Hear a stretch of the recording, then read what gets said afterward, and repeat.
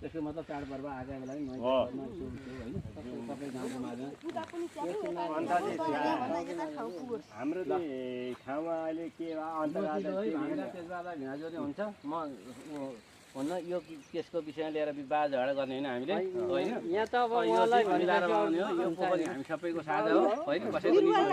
होइन हामी हुन्छौँ बिना आवश्यक बिरुवा मार्ने कुरा हुँदैन है हो किन भन्नु त आवश्यकता परे अनुसार त काम त गर्नु पर्यो नि त यो एकजना यो यत्रो गाउँको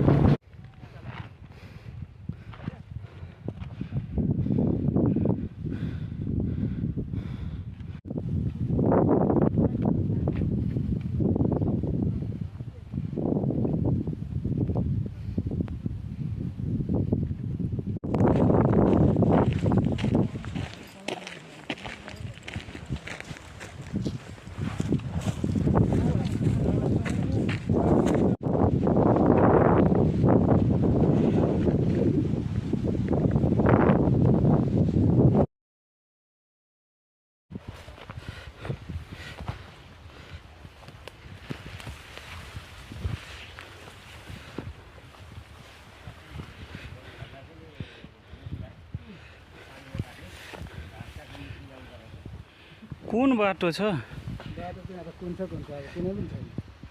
त्यही भएर अगाडि बाटो मान्छे हिँडेर बाटो उँभोबाट होला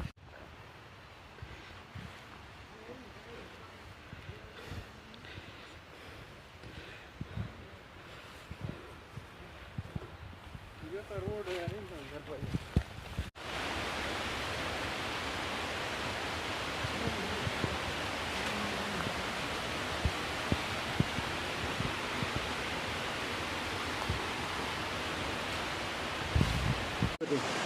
यो ढुङ्गामा छ नि आएको पानी खेतको यो उम्रेको पानी यो खेतबाटै आएको पानी छ कि कतिसम्म त्यो कहाँ पनि पानी निस्किनु रहेछ कि हामीले मन थाल्ने चाहिँ हामीले तयार गरेर यहीँबाट गर्नुभयो भने